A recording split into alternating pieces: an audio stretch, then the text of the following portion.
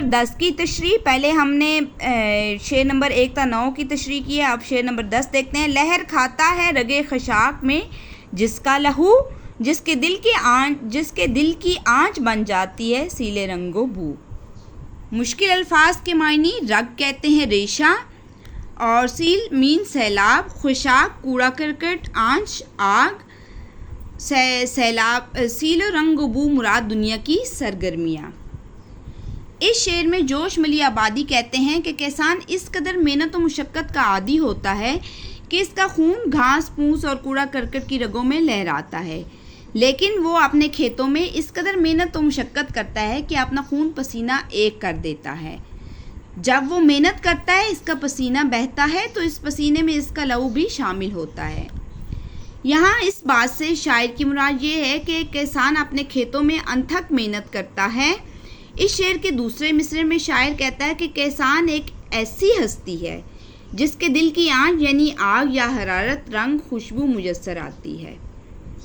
فصلیں کسان کی محنت سے لہلہاتی ہیں. کسان ایک ایسی ہستی ہے جس کے دل آنچ یعنی آگ یا حرارت یعنی رنگ و خوشبو کا سیلاب بن جاتی ہے.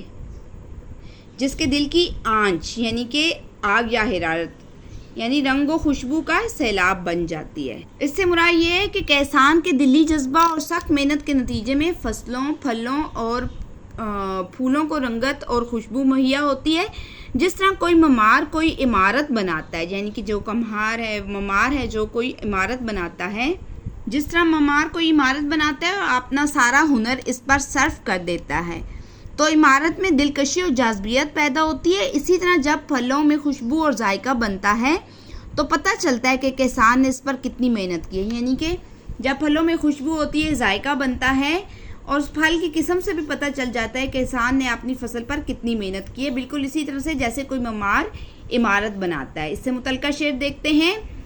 خون دل کے نکھاریں گے رخے برگے گلاب، ہم نے گلشن کے تحفظ کی قسم کھائی ہے. غزل کا شعر نمبر 11 دیکھتے ہیں. دوڑتی ہے رات کو جس کی نظر افلاک پر، دن کو جس کی انگلیاں رہتی ہیں نبض خاک پر. اس شعر میں شاعر کہتے ہیں کہ کسان جب محنت کر کے فصل اگاتا ہے تو کسان کو دن رات اس بات کی فکر لاحق رہتی ہے کہ اس کی فصلیں ٹھیک طور پر اور سازگار ماحول میں پروان چڑھیں. وہ لگاتار موسم اور آب و ہوا کی تبدیلیوں پر نظر رکھتا ہے. رات کے وقت اس کی نگاہیں آسمان کی طرف لگی رہتی ہیں کہ بارش، آندھی یا طوفان کا امکان تو نہیں ہے. اگر ایسا ہو تو پھر وہ مناسب تحفظ کرتا ہے. اسی طرح دن کی روشنی میں کسان کی انگلیاں زمین کی نبض پر رہتی ہیں، یعنی وہ دن میں زمین کی حالت و کیفیت کا مسلسل جائزہ لیتا رہتا ہے. وہ تبدیلیوں کا جائزہ لے کر مناسب اقدامات بھی کرتا ہے تاکہ اس کی فصل بچی رہے. یعنی کہ کسان رات اور دن کے موسم کا، اس کی کیفیت کا اندازہ لگاتا رہتا ہے کہ اس کی فصل کو کس درجہ حرارت کی ضرورت ہے، کس موسم کی ضرورت ہے. وہ یہ بھی دیکھتا ہے کہ زمین سراب یا خشک یا کاشت کے لیے تیار ہے یا نہیں ہے. وہ ان تمام چیزوں کو مد نظر رکھتے ہوئے اپنی فصل کے تحفظ کے لیے اقدامات کرتا ہے. اس سے متعلقہ شعر دیکھتے ہیں. میرے دہقاں یوں ہی ہل چلاتے رہے، میری مٹی کو سونا بناتے رہے. نظم کا آخری شعر دیکھتے ہیں. ہل پہ دہقاں کے چمکتی ہیں شفق کی سرخیاں، اور دہقاں سر جھکائے گھر کی جانب ہے رواں. دہقاں سے مراد ہے کسان، شفق مراد آسمانی سرخی اور رواں مراد چلتا ہوا. جوش نے اس شعر میں رومانوی انداز میں کسان کی روانگی اور غروب آفتاب کا منظر بیان کیا ہے کہ دن جانے کی تیاری میں ہے اور دن بھر کی مشقت کے بعد کسان اپنے گھر کی جانب رواں ہے. غروب آفتاب کے وقت آسمان پر سرخیاں دکھائی دے رہی ہیں جس کا لال رنگ کسان کے ہل پر نظر آ رہا ہے. کسان یعنی کہ جب غروب آفتاب ہوتا ہے اس وقت جو ہے آسمان پر جو سرخی دکھائی دے رہی ہے اس کا رنگ جو ہے کسان کے ہل پر نظر آ رہا ہے. کسان دن بھر محنت و مشقت سے کھیتوں میں کام کرتا ہے. اب آسمان کی سرخی اس بات کی نشاندہی ہے کہ شام کا وقت ہو گیا ہے اور سورج ڈوبنے لگا ہے. تو اس وقت کسان کا کام کاج مکمل ہو جاتا ہے کیونکہ دن بھر کی تھکاوٹ کے بعد اب وہ نڈھال ہو چکا ہے اور گھر کی جانب گامزن ہے تاکہ آرام کر سکے اور اگلے دن کے کام کے لیے پھر تازہ دم ہو سکے. اس سے متعلقہ شعر دیکھتے ہیں. کھیتوں میں کام کر کے لوٹے ہیں کام والے، چادر سر پہ ڈالے، کاندھوں پہ ہل سنبھالے۔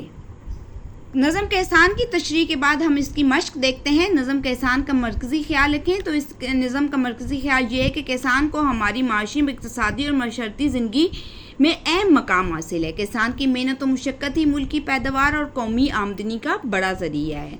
یہ فصلوں کو پروان چڑھاتا ہے اور ان کی دیکھ بھال کرتا ہے۔ وہ گرمی کی شدت میں بھی اپنے کام میں لگا رہتا ہے، یعنی کہ جتنی بھی گرمی ہوتی ہے وہ اپنے کام میں لگا رہتا ہے۔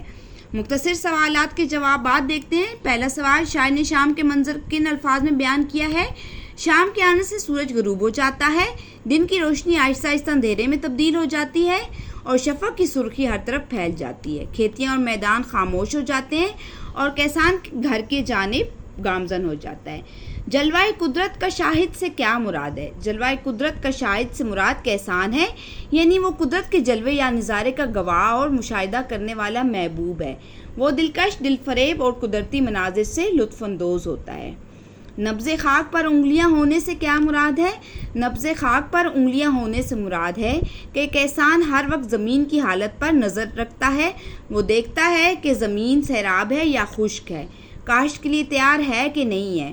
وہ ان تبدیلیوں کا جائزہ لے کر مناسب اقدامات کرتا ہے۔